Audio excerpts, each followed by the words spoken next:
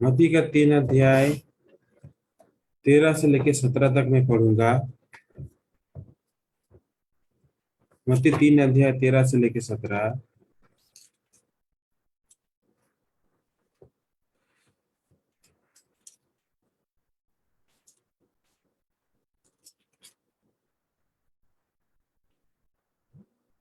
उस समय यीशु गलील में यरदन के किनारे यूहन्ना के पास उससे बपतिस्मा लेने आया, परंतु यूहन्ना यह कहकर उसे रोकने लगा, मुझे तो तेरे हाथ से बपतिस्मा लेने की आवश्यकता है और तू मेरे पास आया है। यीशु ने उसको यह उत्तर दिया, अब तो ऐसा ही होने दे,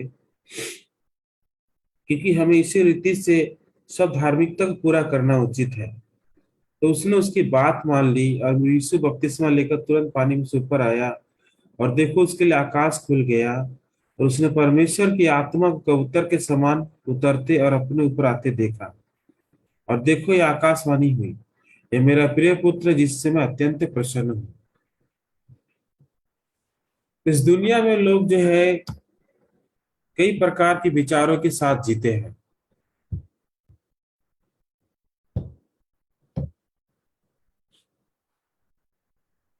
एक सोचता है कि मैं पूरा ही पवित्र हूँ, एक सोचता है मुझ में 10 में 9 शतांश में बढ़िया हूँ, 1 शतांश में बुरा हूँ, और एक सोचता है मैं 10 में 8 शतांश अच्छा हूँ, 2 शतांश बुरा हूँ।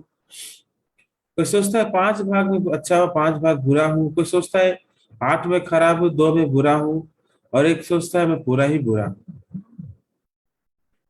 तो मनुष्य हर समय विचारों में जीता रहता है, जिसकी वजह से उसको हालांकि वो बाइबल पढ़ता है और उसको समझ में नहीं आता।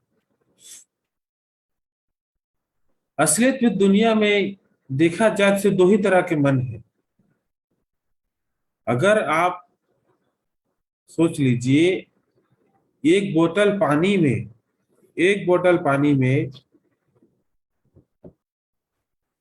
थोड़ा सा अगर उसमें कोई गंदगी मिला दी जाए तो पूरा पानी ही गंदा हो जाता है। इसका तात्पर्य यह है कि एक छोटा सा पाप पूरा इंसान को ही रॉन्ग बना देती है। हमें तो एक छोटा सा पाप, जैसे एक बूंद पानी सब कुछ खराब कर देती है, वैसे ही एक छोटा सा पाप हर एक मनुष्य को जो है वो पूरा काला कर देता है। उसमें कुछ भी अच्छाई नहीं होती, क्योंकि पहले परमेश्वर और मनुष्य का जो नाता था, पर जब पाप आया तो मनुष्य और परमेश्वर में दूरी आ गई। अब मनुष्य चिल्लाता है पर परमेश्वर सुन नहीं सकता, क्योंकि पाप जो है एक दीवार बन चुकी है, जो एक दरार ला दी है मनुष्य और परमेश्वर के बीच में। क्या वो है? पाप। तो अभी क्या हुआ, मनुष्य जो है अब विचार में फंस गए हैं। मनुष्य क्या सोचता है, पापी किस लिए है? क्योंकि पाप कर्म करता है उसकी वजह से। तो धर्मी क्यों है? उसके अच्छे व्यवहार की वजह से। पर किस तरह से अपने आप को माप रहा है? वो कर्म के अनुसार अपने आप को माप रहा है। पर बाइबल ऐसा नहीं कहती है। बाइबल कहती है एक मनुष्य के द्वारा जगत में पाप आया और पाप के द्वारा मृत्यु आई, और इस रीति से मृत्यु सब मनुष्य में फैल गई, क्योंकि सबने पाप किया। आदम के बाद जितने लोग दुनिया में जन्म हुए हैं, सब उसके साथ ही जुड़े हुए हैं। हम में और आदम में उतना फर्क नहीं है, क्योंकि उसका बीज हमारे अंदर है। तो जब वो परमेश्वर से अलग हुआ तो हम भी अलग हो गए। जब पाप उसे प्रवेश किया तो हम में भी पाप प्रवेश कर चुका है। तो चाहे आप भला करो या बुरा करो, ये कोई परमेश्वर फर्क नहीं पड़ता, क्योंकि परमेश्वर उस दृष्टि से देखता है। मानव दृष्टि, मनुष्य की दृष्टि संपूर्ण अलग है। अगर कोई परमेश्वर का विश्वास करना चाहे वो पूरी रीति से जो उसके वचन के माध्यम से उसके विश्वास करे, उसकी दृष्टि से विश्वास करे, तो वो परमेश्वर को समझ सकता है। अगर वो अपने ही ज्ञान में डूबा रहेगा तो कभी परमेश्वर को समझ नहीं पाएगा। तो परमेश्वर क्या कहता है कि तू पापी इसलिए है कि तू ऑलरेडी पाप में जन्मा है, ये पाप के द्वारा तेरा जन्म हुआ है, और पहले मनुष्य ने पाप कर दिया उस वक्त तेरा भी न्याय हो चुका था। जैसे एक बोतल पानी में थोड़ा सा गंदा, एक छोटा सा इंक मिला दो तो पूरा पानी ही ऐसा हो जाता है कि उसको हम पी नहीं सकते हैं। 5 की 12 क्या कहती है? भजन संहिता 51 का 5 उसमें कहता है, देख के मैं अधर्म के साथ उत्पन्न हुआ, पाप के साथ अपनी माता गर्भ में पड़ा। तो हम कुछ गलती भी नहीं किए थे, बस सोचिए गर्भ में बच्चा क्या किया था, झूठ बोला, वो गुस्सा किया, वो उसे व्यभिचार किया था क्या गर्भ में? उसका फाउंडेशन वहां पर वो तैयार हो रहा है, उसी वक्त से वो पापी गिना गया है। हमें वो जन्म भी नहीं लिया, जब से वो वहां पे क्रिएट हो रहा है तभी से वो पापी ठहराया गया है। तो ये पापी ठहरना ये हमारे कर्मों के ऊपर निर्भर नहीं करता है। हमें अगर लोग अभी तक कर्म में जी रहा है, वो एक्चुअली वो पूरा ही गलत है। पापी वो जब जन्म ही नहीं लिया था तभी से पापी ठहराया गया है।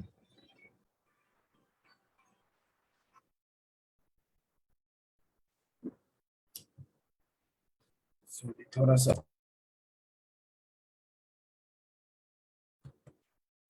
तो जन्म से ही पापी वो ठहराया गया है। ये 51 की 5 कहते, रोमियो 3 का 10 कहती है, कोई धर्मी नहीं है, एक भी नहीं है दुनिया में। मतलब कोई भी धर्मी होके नहीं जन्मता है, सब लोग पापी ही है। सब कोई जन्मता है पाप को लेके ही जन्मता है, कोई धर्मी नहीं है।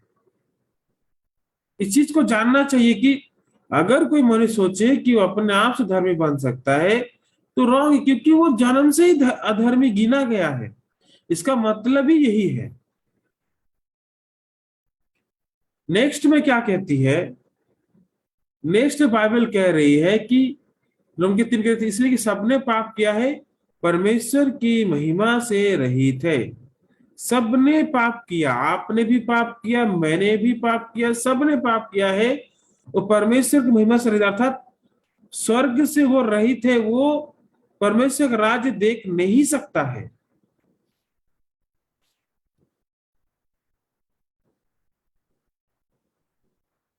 तो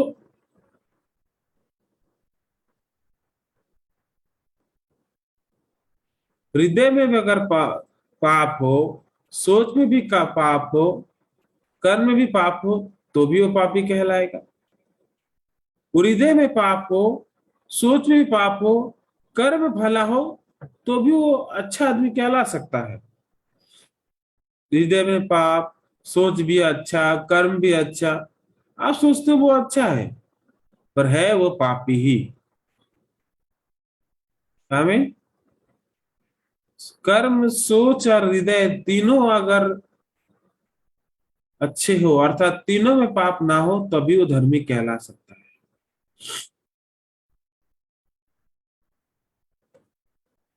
क्योंकि परमेश्वर जो है वो दृष्टि करता है कहाँ पर? वो दृष्टि करता है मनुष्य के मन को, वो दृष्टि नहीं करता है उसके बाहरी रूप को। तो एक बार परमेश्वर ने सामुएल को भेजा दाऊद को जो है अभिषेक करने के लिए। तो जब वो वहां पे गया तो जैसे वो उसके बड़े भाइयों को देखा, बहुत ऊंचा लंबा कद था, तो क्या सोचा कि अरे यही तो राजा होगा। नहीं, परमेश्वर कहा, देख मैं बाहरी रूप नहीं देखता, मैं अंदर देखता हूं। तू बाहरी रूप से उसको देख के विचार मत कर, मैंने इसको अयोग्य जाना है, क्योंकि मैं यहोवा की दृष्टि मन पर रहती है, रूप पर नहीं। हम फल को देखते हैं, मन को नहीं देखते। आज मैं अच्छा जी रहा हूं, अच्छा भला चल रहा हूं, तो मैं अभी धर्मी हूं। आजकल मेरे अंदर से पाप नहीं हो रहा है, मैं अच्छा धर्मी हूं। तो जब बुरा करता हूं, अरे मैं पाप फिर से पापी हो गया। ऐसा कंसेप्शन ही रॉन्ग है। भला करो या बुरा करो वो मैटर नहीं होता, प्रभु आपके मन के अंदर देखता है उसमें है क्या। मन क्या है हमारा? हमारा मन है निरंतर बुरा, निरंतर बुरा। उत्पत्ति 6:5 कहते हैं, यहोवा ने देखा कि मनुष्य की बुराई पृथ्वी बढ़ गई है, उसके मन के विचार में जो कुछ उत्पन्न होता है वह निरंतर बुरा ही होता है। तो आप कौन हो? आप निरंतर बुरे हो। हमें आपके अंदर से आने वाली हर एक सोच परमेश्वर उसको बुरी दृष्टि से देखता है। आप सोच रहे हो मैं भला भी हूं बुरा भी हूं, मेरे अंदर अच्छे विचार भी है, बुरे विचार भी है। Actually this is wrong. प्रभु की दृष्टि में जब से मनुष्य भले बुरे ज्ञान के फल को खाया, तब से मनुष्य सिर्फ बुरा ही है। ये भला बुरा ज्ञान ने ही परमेश्वर मनुष्य को अलग किया है। पहले मनुष्य पर परमेश्वर जो है, जब उसके पास कोई ज्ञान नहीं था तो परमेश्वर उसके साथ था, मनुष्य परमेश्वर की सुनता था। पर भले बुरे ज्ञान के बाद मनुष्य पूरा कंसेप्शन में आ गया है, परसेप्शन में आ चुका है।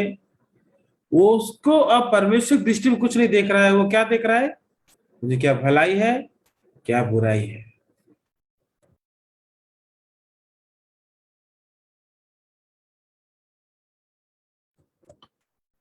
क्या भलाई है, क्या बुराई है। तो फिर भी मनुष्य जो अपने मन को विश्वास करना नहीं छोड़ता, इसलिए परमेश्वर ने क्या कहा? सबसे अधिक धोखे देने वाला कोई है तो वो हमारा मन है। आमीन। वो हमारा मन है। हमारा मन है सबसे अधिक धोखा देने वाला। क्यों लोग नष्ट हो जाते? क्योंकि वो अपने इस मन को भरोसा करते हैं जो आखिरकार है सबसे अधिक धोखा देने वाला। अरे मैं पाप नहीं करूंगा, इस बार मैंने गलती कर दिया है, अगली बार मैं नहीं करूंगा, परंतु फिर से क्या कर देता है? गलती। फिर से क्या कर देता है? गलती। फिर से क्या कर देता है? गलती। क्योंकि वो इस धोखेबाज मन को विश्वास किया है, इसीलिए वो ऐसा जी रहा। हमें तो पाप किस तरह छिपा रहता है? मनुष्य के धार्मिक जीवन से, अच्छा जीवन के माध्यम से, उसके एजुकेशन के माध्यम से, उसके नैतिकता के माध्यम से। मैं बहुत साफ सुथरा जी रहा हूँ, बहुत अच्छी तरह से मैं सब कुछ कर रहा हूँ, प्रभु मुझसे प्रसन्न है, ऐसा सोचते हैं वो। जब वो अपने नैतिक, अपने धार्मिक जीवन में खुद व्यस्त रहते हैं। इसे जितना भी साफ सुथरा आदमी क्यों न जी, अगर आप उसको पूछोगे आप पापी या धर्मी, तो फाइनल क्या उत्तर देगा? मैं पापी ही हूँ। क्यों? इस तरह से जो है पाप है ना, अंदर में रह के उनको दिखाई नहीं दे रहा है। वो आखिरकार क्या बना रहे, इतना सारा कुछ करवाएगा एक्चुअली वो। आप हो पूरे पापी, परंतु क्या करते, आपके आचरण के माध्यम से अंदर छिपा हुआ है और आपको पता भी नहीं चलता है। हमें शिक्षा, मैं शिक्षित हूँ, मुझे सब मालूम है। शिक्षा के माध्यम से भी वो हमारे अंदर छिपा है पर हमको पता नहीं था। नैतिकता, अच्छा व्यवहार, सभी को जब मिला गुड मॉर्निंग, सबको पैर छूना, ये इस तरह के जो चाल चलन, ये सब, ये 3 तरह की चीजों के माध्यम से वो अंदर छिपा रहता है। एक्चुअली हम है क्या? हम पूरे काले हैं, पर ये जो 3 लेयर जो बनाया है, वो लेयर जो है शैतान को छिपा कर रख देता है, और ये इसका प्लान भी शैतान ही देता है। परंतु आपको बनाएगा क्या, लास्ट में क्या कहेगा, तू है पापी ही। मतलब धार्मिक जीवन, नैतिकता, शिक्षा, इसके माध्यम से हम कभी धर्मी नहीं बन सकते हैं। आमीन। और लोगों के सामने अच्छे बन सकते हो।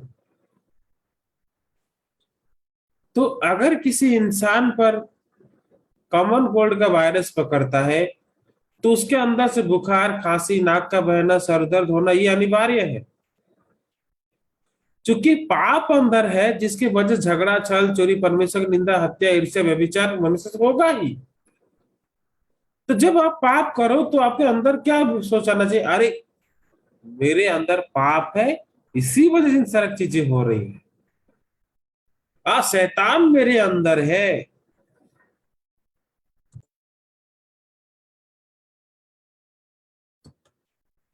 शैतान मेरे अंदर है, जिसकी वजह से मैं ये सब कर रहा हूं। कोई मानता है, हे तू पाप कर रहा है, तेरे अंदर शैतान है? वो बोलता है वो पापी है, परंतु अपने को परमेश्वर का संतान बोलता है। वो नहीं बोलता मैं शैतान का संतान हूं।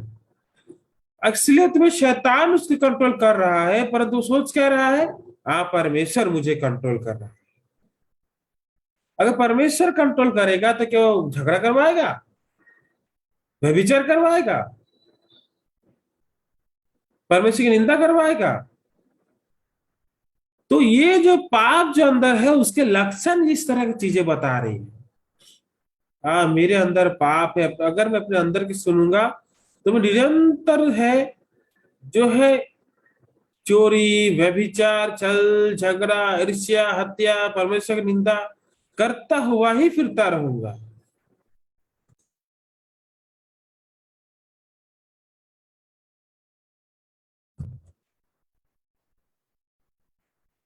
तो सही में आप लक्षण को मत देखिए, अब अंदर में देखिए, अंदर में क्या है।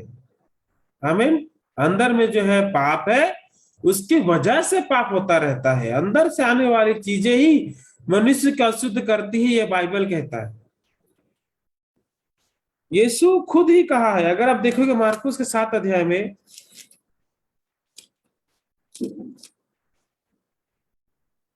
21, 22, 23 में, क्योंकि भीतर से अर्थात मनुष्य के मन से बुरे बुरे विचार, चोरी, हत्या, परस्त्रीगमन, लोभ, दुष्टता, छल, लुचपन, कुदृष्टि, निंदा, अभिमान और मूर्खता निकलती है।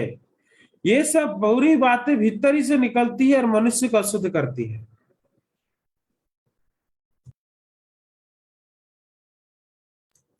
तो मनुष्य के अंदर से क्या निकलता है, बुरे बुरे विचार निकलता है। अब मनुष्य हो ना, अब मनुष्य हो तो मनुष्य है तो आपके अंदर क्या निकलती, बुरे बुरे विचार ही निकलते हैं। क्या यीशु ने कहा अच्छे विचार निकलते हैं? आप जिस यीशु को विश्वास करते हो, वो यीशु ही खुद कह रहा है ये बात, कि आपके अंदर से बुरे बुरे विचार निकलते हैं। आमीन। तो आपके अंदर से हर एक विचार, वो अच्छा है ना बुरा है? बुरा है। उसमें कुछ भी अच्छाई नहीं है। आप मत सोचो कि आप में कुछ अच्छाई हो सकता है, ये असंभव है। स्वयं यीशु मसीह ये कह रहा है हम लोगों को, सिर्फ बुरे बुरे विचार। आमीन।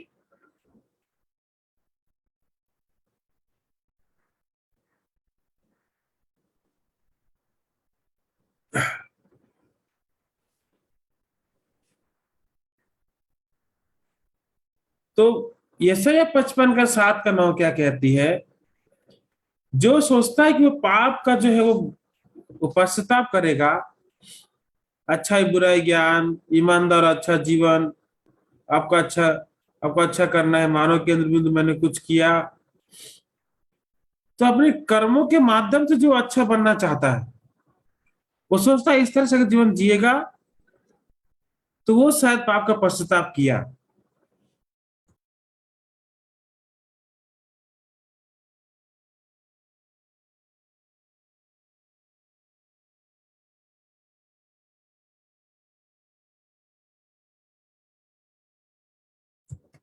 तो क्या सोचता है इस तरह के जीवन के माध्यम से पापों की पश्चाताप वो कर सकता है। पर इस तरह की चीजें क्या बनाती पता है उसको? अच्छे बुरे के ज्ञान, भ्रष्टाचार का आध्यात्मिक जीवन देता है उसको। ईमानदार अच्छा जीवन आपको अच्छा करना है, ये चीजें क्या है? अपने जीवन खुद का मालिक बना के जिलाता है उसको। और ये जो मानव के मैंने कुछ किया है, ये मानव की आत्म धार्मिकता में परिवर्तन कर देती है, जो परमेश्वर से करीब ज्यादा परमेश्वर के विरुद्ध में खड़ा कर देती है उसको। लोग सोचते हैं ये क्या है, ये जो है उसकी पाप का पश्चाताप है। नहीं, ये मन फिराव नहीं कहलाता। मन फिराव जो है इस तरह होता है, दुष्ट अपनी चाल चलन और अधर्म कार्य अपने सोच विचार छोड़कर यहोवा की ओर फिरे, वह उस पर दया करेगा। वह हमारे परमेश्वर की ओर फिरे तो वह पूरी रीति से उसको क्षमा करेगा। एक सेकंड में आता हूं।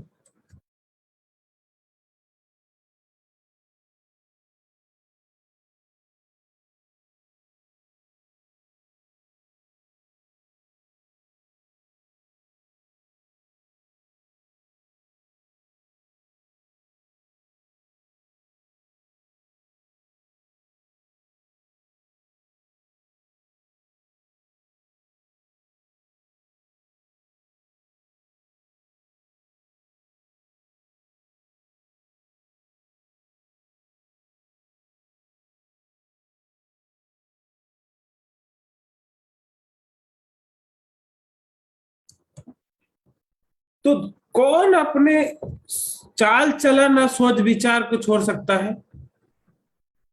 जो दुष्ट है। पर जो अच्छा है, क्या वो अपना सोच विचार को छोड़ सकता है? नहीं छोड़ सकता।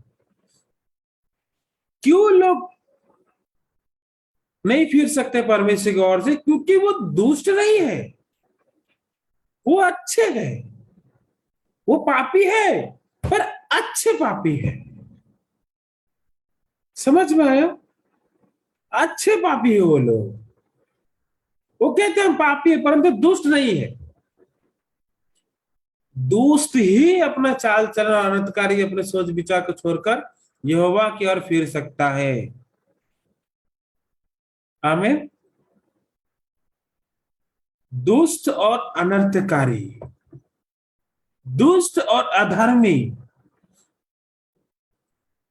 पर आप जो है, आप कहते हो वो पापी हो आप, पर आप मानना ही नहीं चाहते आप दुष्ट हो। आप कहते हो कि आप पापी हो आप, पर अनर्थकारी अपने को मानना ही नहीं चाहते। किस तरह से आप परमेश्वर फिरोगे? बोलिए मुझको। नहीं फिर सकते, क्योंकि आप अच्छे पापी हो। इसीलिए आप जो है अपना सोच विचार त्याग नहीं सकते और परमेश्वर के अनुग्रह को देख भी नहीं सकते। आमीन। तो अपने अधर्मी सोच विचार को छोड़कर परमेश्वर का फिरो तो परमेश्वर आपको पूरी रीति से क्षमा करेगा। क्यों?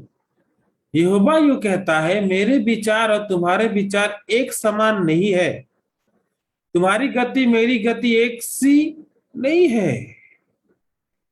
अगर परमेश्वर को विचार करना है तो अपने विचार से अवश्य उसको ना विचार करो, क्योंकि एक नहीं है आपका विचार उसका विचार।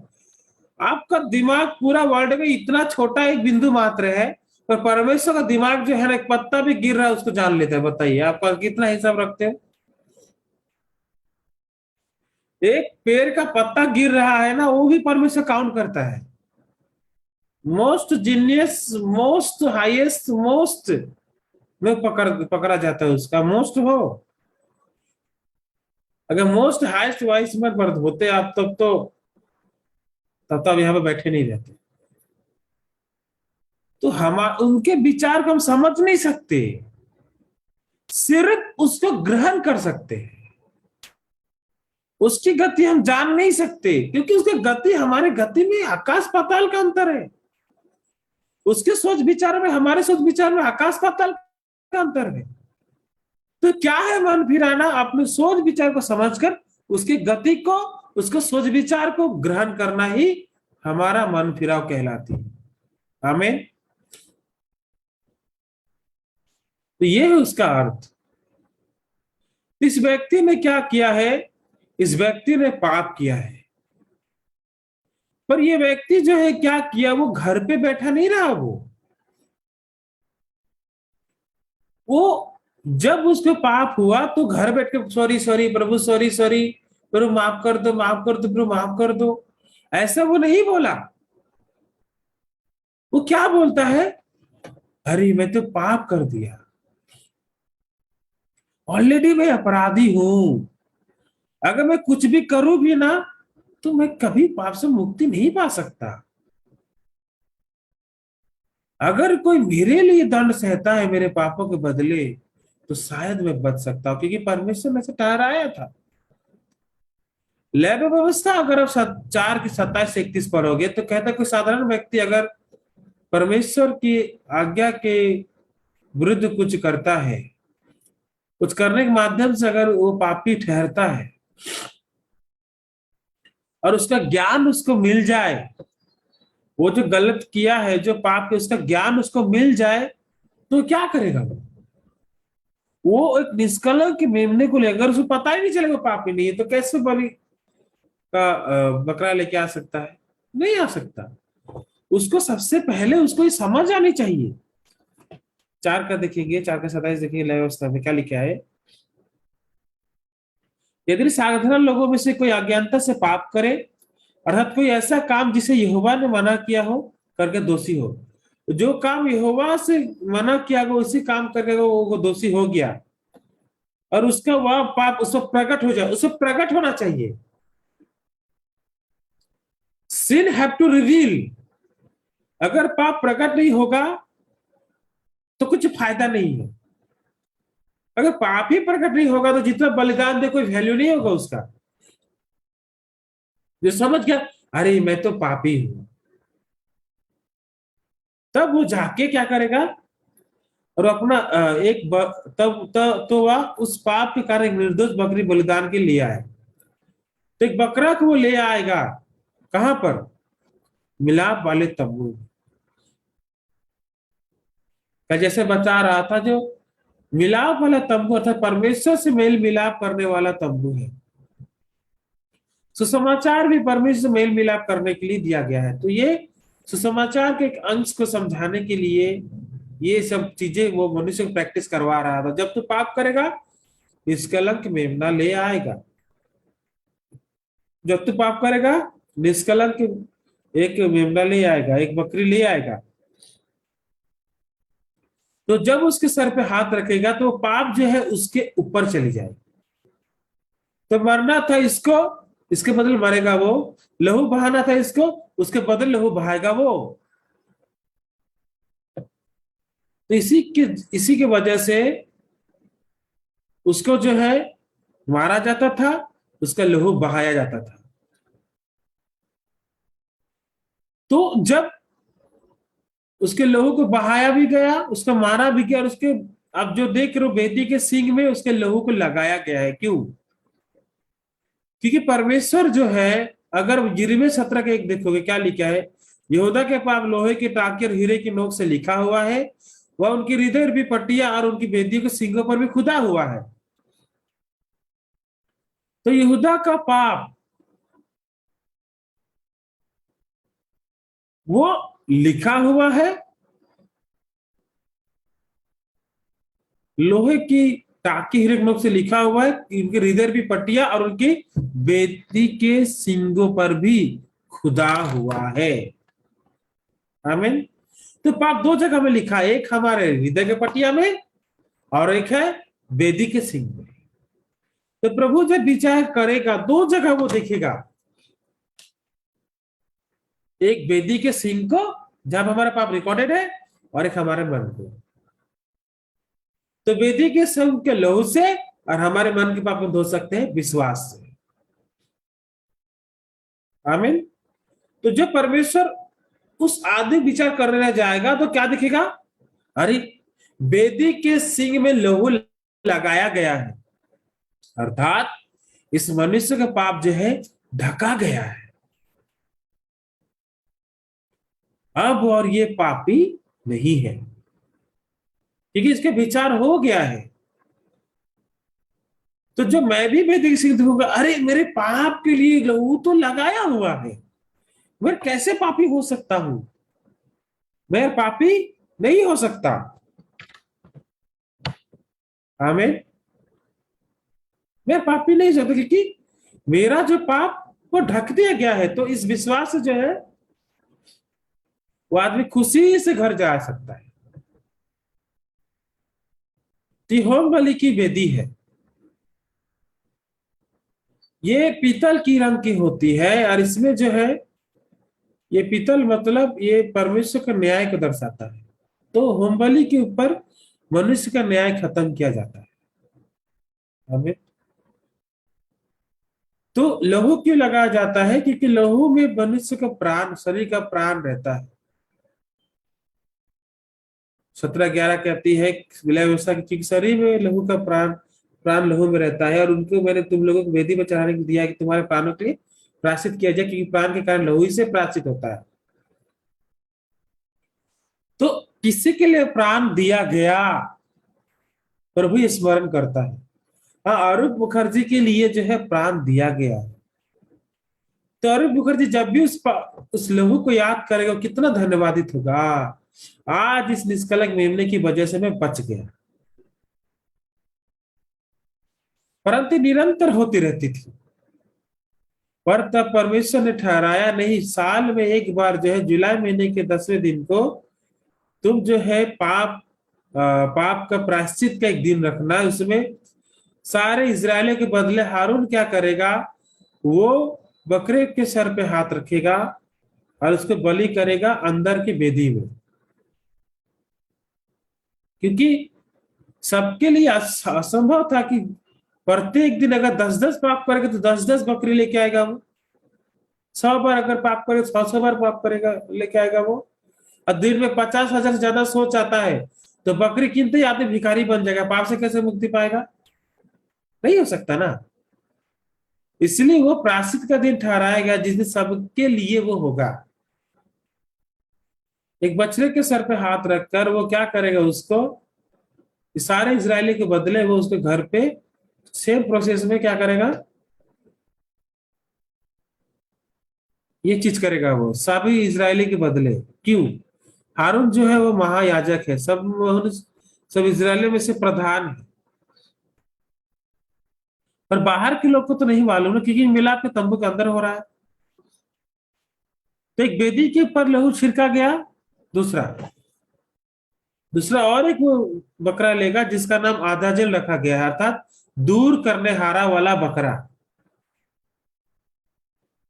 तो उसके अंदर जो है लेवसा 16 की किस्म लिखा है, और हारून अपने दोनों हाथों को जीवित बकरे पर रखकर इजराइल के सब अधर्म के कामों को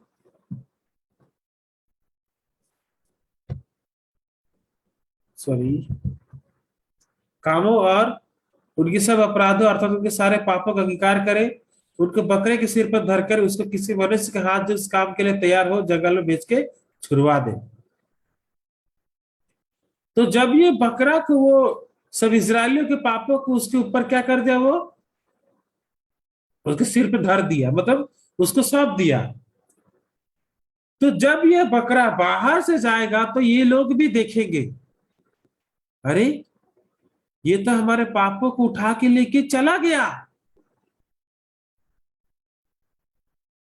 तो एक वेदी पर और एक हमारे मन में, मन के हृदय के पट्टियों में, जब वो बकरा जा रहा होता है तो वो ये दूर करने हारा वाला बकरा मेरे पाप को दूर करके चला गया है।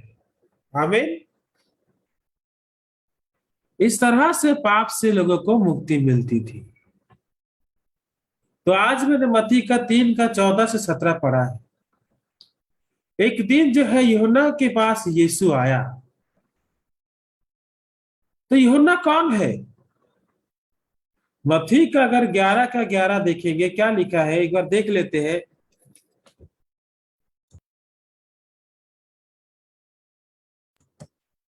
मत्ती 11 का 11।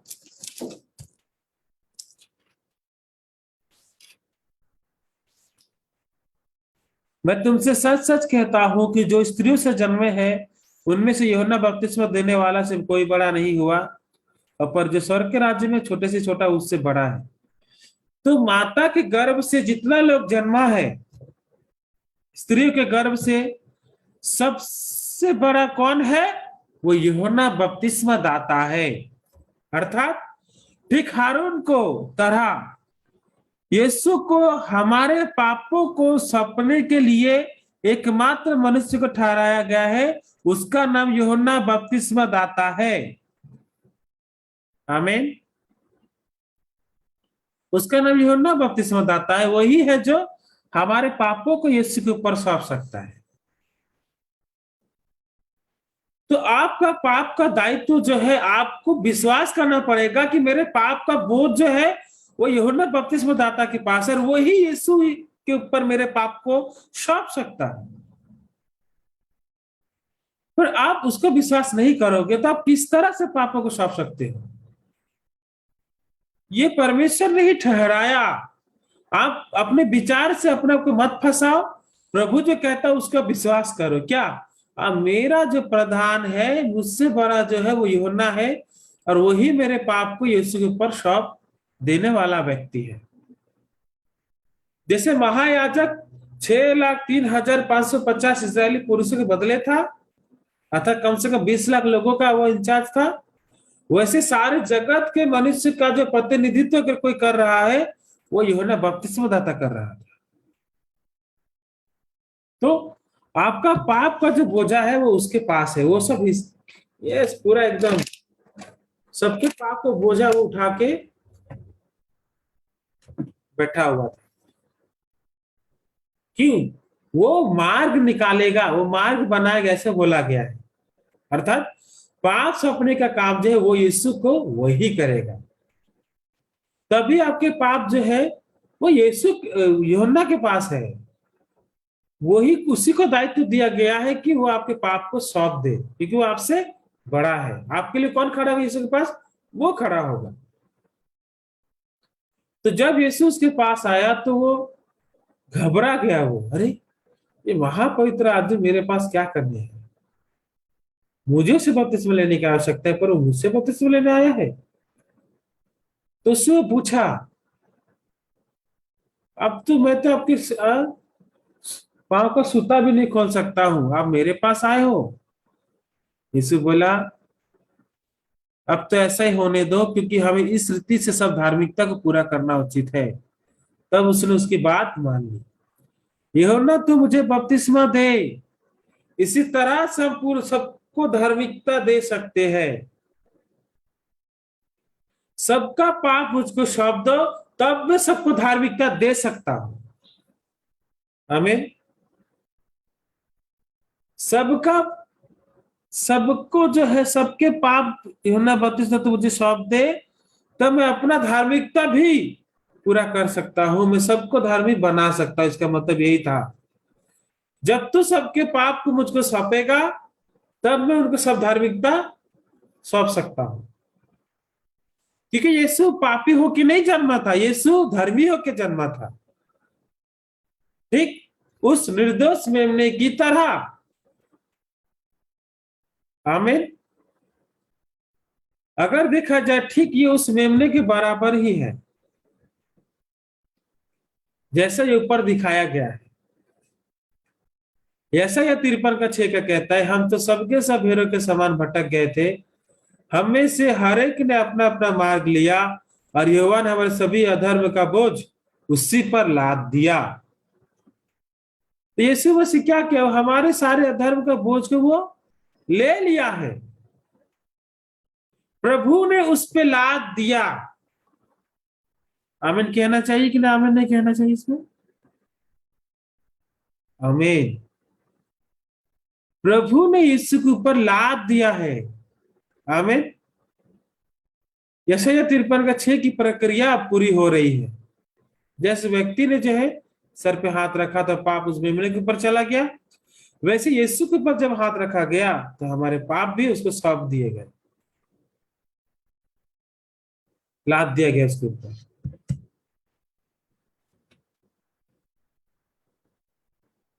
तो जब हम देखते हैं तो ये चला आया यीशु के ऊपर।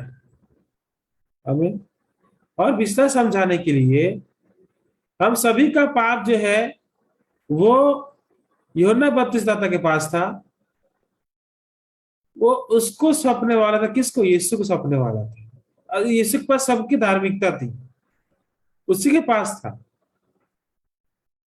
और यीशु था अनंत काल का बलिदान था, वो अनंत काल का। हमें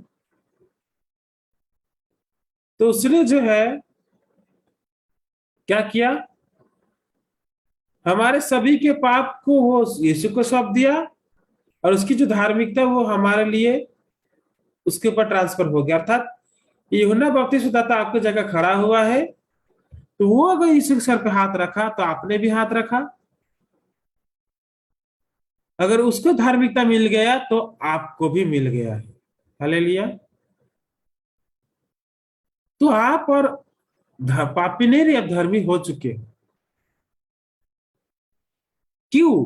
कैसे समझ में आएगा? जब जब अब अधमती का हमने 3 पढ़ा है ना, क्या लिखा है?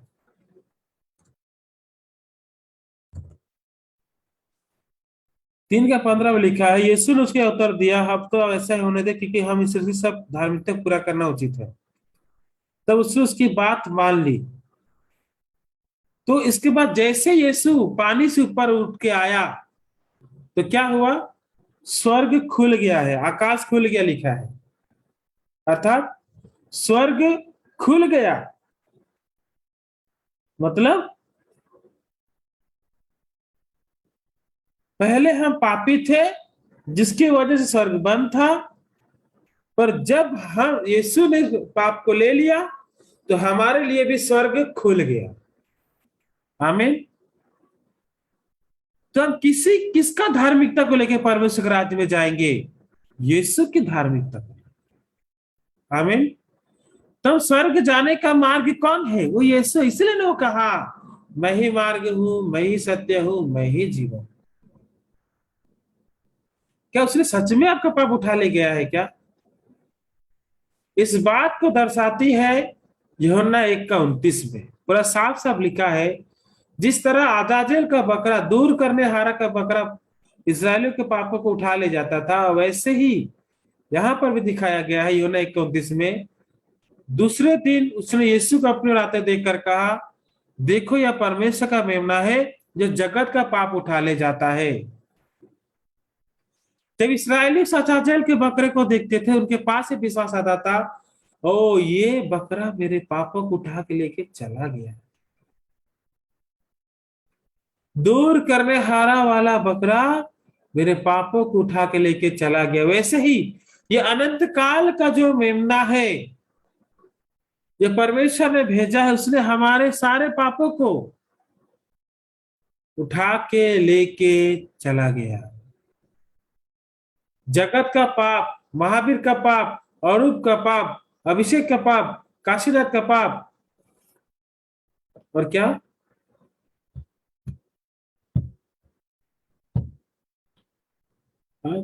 झुमर का पाप, अरुण बसा का पाप, संदीप कुमार का पाप, प्रतिमा का पाप, अभिषेक साव का पाप, महावीर लोहार का पाप, अमित सिकदार का पाप, कविता सिस्टर का पाप, सुनीता लता, सबका पाप जो यीशु मसीह उठा ले गया दूसरे दिन। पहला दिन क्या हुआ? पहला दिन में उसके पापों को, हमारे सारे पापों को यीशु को सौंपा गया है। दूसरा दिन उसकी सर्टिफिकेट दी गई है कि हमारे पाप वो उठा ले गया है। आमीन।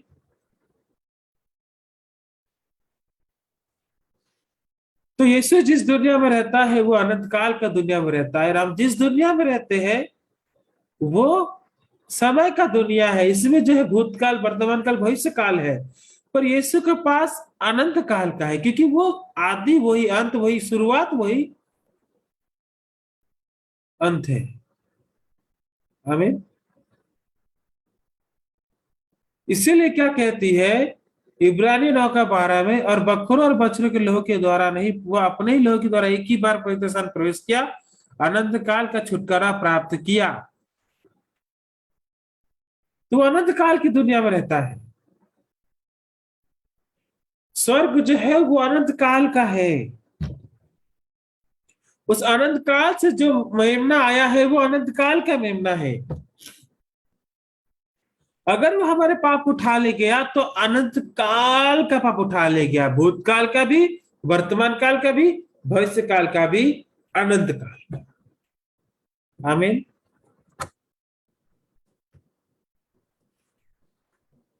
क्योंकि पाप की मृत्यु मृत्यु मजदूरी है, इसलिए वो यीशु क्रूस पे मरा। आप त्यागे हुए थे, परमेश्वर यीशु मसीह हमारे लिए त्यागा हुआ बन गया। बाइबल में लिखा है ना, वो मनुष्य का त्यागा हुआ था, परंतु किसी ने उसका मूल्य नहीं जाना। तो आप ही हमारे लिए त्यागा हुआ बन गया, ताकि हम त्यागे ना रहे, हम परमेश्वर के करीब चले जाए। इसलिए कहता है, एली एली लमा सबक्तनी, हे मेरे परमेश्वर, हे मेरे परमेश्वर, तूने मुझे क्यों छोड़ दिया। आज से कोई व्यक्ति नहीं कहेगा कि मुझे परमेश्वर ने छोड़ दिया है, क्योंकि यीशु मसीह आपके लिए छोड़ा हुआ बन गया। यीशु मसीह आपके वजह से त्यागा हुआ बन गया। आपको परमेश्वर नहीं त्यागना चाहता, इसलिए उसने यीशु मसीह को त्याग दे दिया है। आमीन। आप त्यागे हुए नहीं हो, आप परमेश्वर के करीब हो, क्योंकि परमेश्वर आपको त्याग नहीं करना चाहता था, उसके वजह से उसने यीशु मसीह को त्यागा हुआ बना दे दिया। क्योंकि परमेश्वर आपको छोड़ना नहीं चाहता था, इसलिए उसने यीशु को है छोड़ दिया।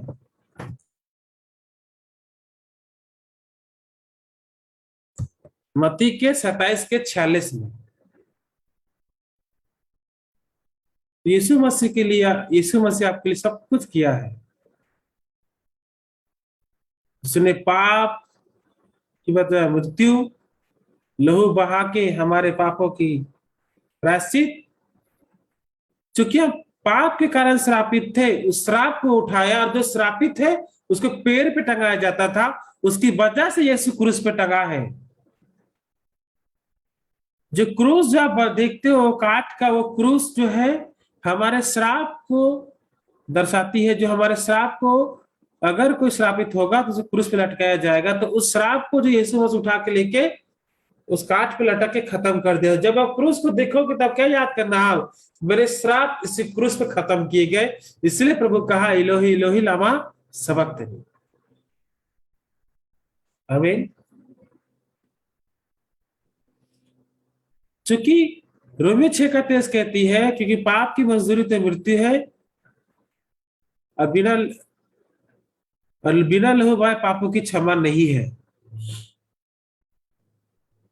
परंतु परमेश्वर वरदान हमारे प्रभु यीशु मसीह में अनंत जीवन है। तो इसी में देखिए सुसमाचार दिया गया है, पाप की मजदूरी तो मृत्यु है, और परमेश्वर का वरदान है प्रभु यीशु मसीह में अनंत जीवन। कोई कह सकता है, दुनिया में मैं इतने लोगों से मिला हूं कि यीशु मसीह के द्वारा मुझे अनंत जीवन का वरदान मिल चुका है, मुझे स्वर्ग जाने से कोई रोक नहीं सकता, कोई नहीं कह सकता है। यहीं पर ही लिखा हुआ है। मतलब ये धार्मिकता, ये अनंत जीवन हमको गिफ्ट में मिला है, ताकि हम बूस्टिंग ना कर पाए कि मैंने कुछ करके दिखाया उसकी वजह से मुझे अनंत जीवन मिला। ये जरा सा क्रम है। आज लोग स्वर्ग जाने के लिए परिश्रम कर रहे हैं। अरे तुमको दान में मिला है, तुमको अनुग्रह में धार्मिकता और यीशु अनंत जीवन मिला है। आमीन। क्यों? किसी ने हमारे लिए मृत्यु सहा और हमारे लिए लहू बहाया। आमीन।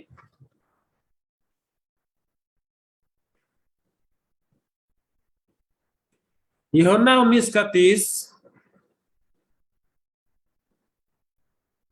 इसमें क्या लिखा है? यूहन्ना 19 का 30 देखेंगे।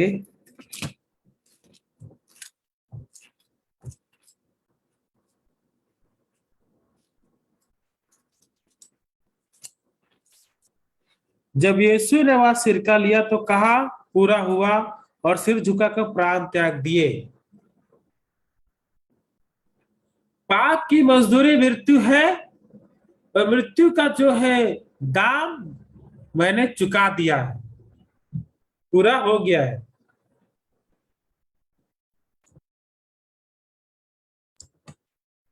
और बिना लहू बहाए पापों की क्षमा नहीं, इसलिए मैंने लहू बहा के पाप क्षमा होने का जो प्रक्रिया मैंने पूरा कर दिया है। आमीन। इसलिए यीशु कहा पूरा हुआ। व्यवस्था का जो श्राप था वो मैंने पूरा कर दिया है, व्यवस्था पूरा हुआ। तुम्हारे ऊपर जो श्राप था वो मैंने भी खत्म कर दिया है। तुम्हारे अंदर जो रोग था वो भी मैंने खत्म कर दिया। आमीन। यूहन्ना 19:31 में स्वयं यीशु मसीह वादा करते हैं कि उसने पाप को उद्धार करने का जो काम है वो पूरा कर दिया है। इसीलिए क्या हुआ, उसी वक्त भूकंप आया, मतलब आपसे सब कुछ नया है। जो पर्दा था मंदिर का वो फट के क्यों चूर हो गया। पहले लोग साल में एक बार प्रवेश करते थे, अपने आप को पहले शुद्ध करते थे, उसके बाद और एक बलि शुद्ध करने के बाद उस लहू को लेके वो जाके महापवित्र स्थान में जाते थे परमेश्वर से भेंट करने के लिए। पर अब ये अनंत काल का लहू जो हमारे लिए बहाया गया है, ताकि हम परमेश्वर की महिमा में जब जाएंगे तो हम उसके लहू को, अनंत काल के लहू के ऊपर भरोसा करके जाएंगे, विश्वास करके जाएंगे। क्या अनंत काल का लहू, मतलब अभी सब लोग पवित्र है, सब के सब वहां पवित्र स्थान में प्रवेश कर सकता है। आमीन। यही इसका मतलब है पूरा हुआ पंक्ति। तो मैं जैसे मैं आपको बताया था, तो यीशु मसीह क्या किया है, एक वेदी पर भी जाके उसने क्या अपना लहू छिटका है। कहा, पवित्र स्थान का, स्वर्ग में जो तंबू है उसी वेदी में जाकर उसने क्या किया, अपना लहू दिया और अनंत काल का छुटकारा हमको दे दिया है। तो अनंत काल तक हमको मुक्ति मिल चुकी है। आमीन। अनंत काल की मुक्ति हमको मिल चुकी है, अनंत काल की मुक्ति, पर हमको पता नहीं था, इसीलिए हम पाप में जी रहे थे। 9:12 कहती है हमारे, हमको अनंत काल का छुटकारा दे दिया, अनंत काल की मुक्ति दे दिया। कल आप मिस्टेक कर रहे हो ना, वो भी परमेश्वर को पता है। 5 साल पहले भी कोई गलती किया तो भी परमेश्वर को पता है, क्योंकि वो अनंत काल का परमेश्वर, इसलिए उसने अनंत काल का लहू बहा दिया, आपको अनंत काल की छुटकारा दे दिया। आमीन। इसलिए क्या कहता है भजन संहिता 103:12 में, उसने हमारे अपराध को हमसे उतना ही दूर कर दिया है, उदाचल से अस्ताचल से जितनी दूर है उसने हमारे अपराध को हमसे उतना ही दूर कर दिया है। मतलब पृथ्वी के इस कोने से उस कोने तक, पूर्व से पश्चिम जितना दूरी है उतना दूर तक हमारे पाप को उसने दूर कर दिया है। तो क्या पापी हो सकते हैं क्या? असंभव है। आप पूर्व से पश्चिम कंप्लीट करो तो कभी नहीं कर सकते। इतना दूर कर दिया प्रभु ने हमारे पापों को। तो हम क्या पापी है? पापी है? जो पापी हाथ उठाइए, जो पापी नहीं है वो ऐसा कीजिए। क्या है आप? क्या है आप? पापी है ना? पापी नहीं है? पापी नहीं है। आमीन। क्योंकि उदय से पूर्व से पश्चिम जितनी दूरी है उतना दूर ही उसने हमारे अपराध को दूर कर दिया है। आमीन। इसलिए इब्रानियों 10:10 क्या कहती है? उसी इच्छा से हम यीशु मसीह की देह के एक बार बलिदान चढ़ाए जाने के द्वारा पवित्र किए गए हैं। किसकी इच्छा से? परमेश्वर की इच्छा से यीशु मसीह इस दुनिया में आया, अपने आप को बलिदान किया और एक ही बार के बलिदान के माध्यम से हमको पवित्र कर दिया है। हम पापी नहीं है, हम पवित्र हैं। कितने दिन तक? इब्रानी 10:14 में लिखा है, क्योंकि उसने एक ही चढ़ावे के द्वारा जो पवित्र किए जाते हैं सर्वदा के लिए उनको सिद्ध कर दिया है। कब तक? सर्वदा के लिए आपको परफेक्ट उसने कर दिया। किस तरह के भी आपके पास जब सोचते हो कि नहीं मैं परफेक्ट नहीं हूं, तो आप इस वचन को देखो जो यीशु ने आपके लिए कर दिया है।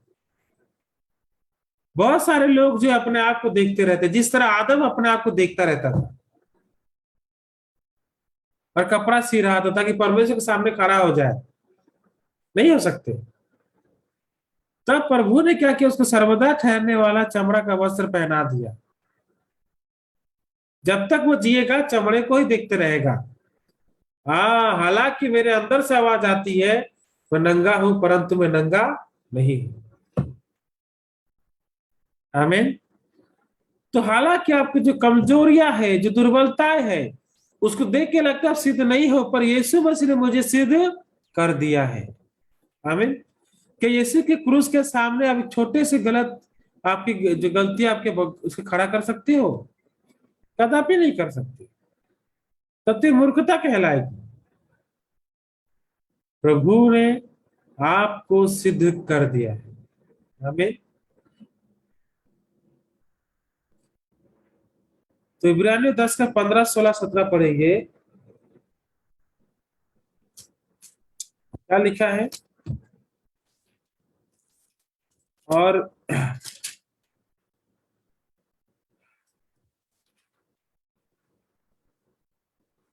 पवित्र आत्मा भी हमें यही गवाही देता है कि, क्योंकि उन्हें उसने पहले कहा था। तो पवित्र आत्मा क्या करता है? गवाही देता है। क्या गवाही दे रहा है? प्रभु यह कहता है कि जो वाचा मैं उन दिनों के बाद बांधूंगा उनसे ही, वो यह कहता है कि मैं अपने नियमों को उनके हृदय पर लिखूंगा, मैं उनके विवेक में डालूंगा। तो उन दिनों के बाद वो और एक नया वाचा बांधने वाला। तो पहला वाचा अगर हमको निर्दोष ठहरा सकती थी, व्यवस्था को निर्दोष ठहरा सकती थी, तो हमको और एक वाचा का जरूरत नहीं था। तो प्रभु ने कहा मैं और एक वाचा बांधूंगा। वो वाचा कहाँ लिखा जाएगा? हमारे मन में, हमारे विवेक में और हमारे हृदय में। क्या 17 कहती है? मैं उनके, फिर वह यह कहता है मैं उनके पापों को, अधर्म के कामों को फिर कभी स्मरण नहीं करूंगा। क्यों? यीशु ने हमको अनंत काल तक जो है हमारे पापों को पूरा ढांप दिया है। हमें जैसे नोआ के समय में अलकतरा जो है वो अंदर भी लगाया गया था, बाहर भी लगाया गया था। सिर्फ बाहर लगाने से पता चलता ना, राइट? उसमें काफी था, पर अंदर भी लगाया और बाहर भी लगाया गया। तो जब ये नोआ जब देखेगा उसको, मैं सुरक्षित हूं। आमीन। तो परमेश्वर भी जब देखेगा, उसके पास भी वो विश्वास होना चाहिए कि मैंने लहू से इसको बचा दिया है। तो ये भी इस विश्वास को देख सकेगा। क्यों? अगर ये तार नहीं लगती तो ये पानी घुस सकती थी, जजमेंट वो हो सकता था, पर वो जजमेंट बच गया किससे? उस नोआ के नाव के उस तार के द्वारा। तो जब जब इस नोवा को डर लगेगा तब तक वो तार को देखेगा जो अंदर में है। इसी तार के माध्यम से पानी नहीं घुसेगा, मुझ पे न्याय किया नहीं जाएगा। वैसे परमेश्वर तार को लगाया ताकि ये तार जो है उसके अंदर न्याय नहीं लेके जाए। तो ये भी तार को देख रहा है, परमेश्वर वो तार को ही ठहराया है। हमें प्रभु भी इस लहू को देखता है जो लहू मनुष्य देख रहा है। तो जो मनुष्य लहू को देख रहा है वो अनंत काल तक उसको छुटकारा मिल चुका है। तो जो लहू को नहीं देखता वो खुद को पापी कहता है, क्योंकि वो अपना को असुरक्षित महसूस करता है। आमीन। इसलिए जो अलकतरा है इस पार भी उस पार भी दोनों तरफ लगाया गया है। परमेश्वर भी उस तार को देखेगा और नोवा भी उस तार को देखेगा। आमीन। तो प्रभु भी उस लहू को देखेगा, आपको भी लहू को देखना है। बिना लहू के अगर खड़ा हो जाओगे तो पानी में डूब जाओगे। आमीन। इसलिए कहता है इब्रानी 10:19 में, इसलिए हे भाइयों, जब हमें यीशु के लहू के द्वारा उस नए अद्वितीय मार्ग से पवित्र स्थान में प्रवेश करने के लिए हियाव हो गया है, उसके लहू के द्वारा हम परमेश्वर के जीते मार्ग में साहस से प्रवेश करेंगे, उस स्वर्ग में साहस से प्रवेश करेंगे। आमीन। तो मनुष्य का जो सोच है वो क्या सोचता है? पापी है पाप करने के माध्यम से, धर्मी है अच्छे व्यवहार के माध्यम से। पर परमेश्वर का दृष्टि क्या है?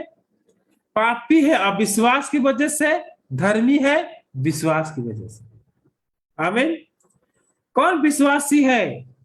जो जो धर्मी कहता है। अविश्वासी कौन है? जो पापी कहता है। तो जो अपने आप को पापी कह रहे हैं वो विश्वासी नहीं है।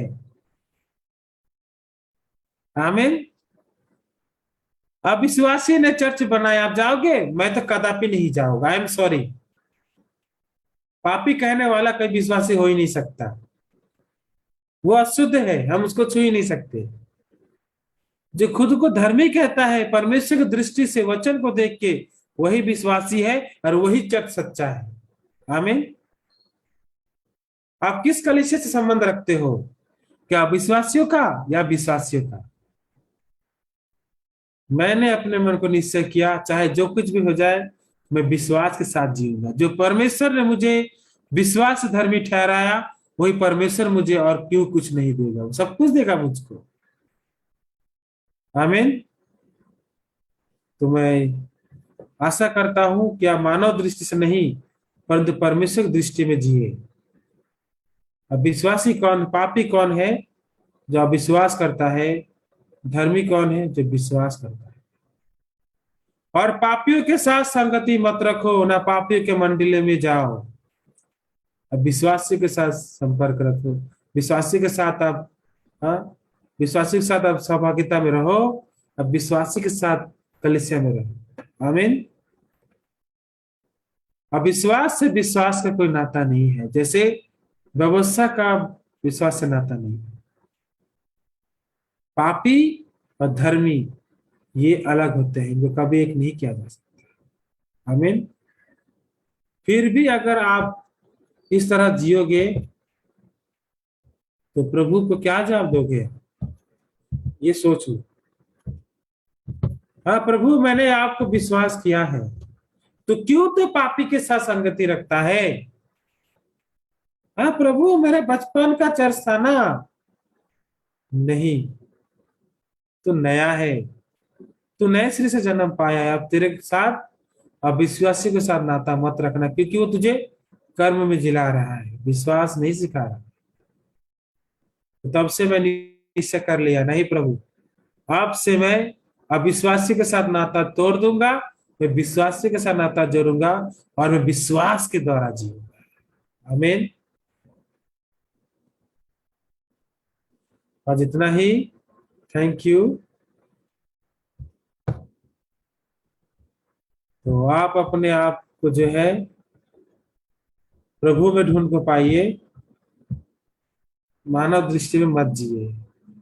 प्रार्थना करेंगे। धन्यवाद देते हैं प्यारे परमेश्वर पिता कि आपने प्रभु हम लोगों को जो सच्चा ज्ञान दिया, किस तरह से प्रभु ने हमारे पापों को धोया। प्रभु हम अनजान होकर जी रहे थे, मनुष्य के सामने जी रहे थे प्रभु, परंतु प्रभु धन्यवाद हो कि आपने हमसे प्रेम किया और हमारे लिए यीशु को क्रूस पे चढ़ाया और हमको जो पवित्र धर्मी बना दिया है। परमेश्वर, आज भी बहुत सारे लोग जो अविश्वासी है, जो खुद को पापी कहते रहते हैं। प्रभु, हम पापी नहीं, हम धर्मी है, हम अधर्मी नहीं।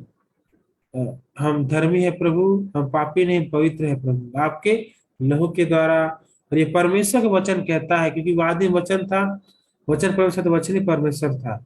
और उसी वक्त से हमने निश्चय कर लिया कि प्रभु हम और अविश्वासी के साथ नाता नहीं, परंतु धर्मियों के साथ नाता रहेंगे, सहभागिता जब धर्मियों के साथ करेंगे और पापियों के मध्य में जाके उनको सुसमाचार प्रचार करेंगे। ये परमेश्वर आप हमारे से भाई बहनों को जिस लोग आते हैं उनका अगुवाई कीजिए, चलाइए प्रभु। ये प्रार्थना मैं यीशु मसीह के नाम से करता हूँ, आमीन।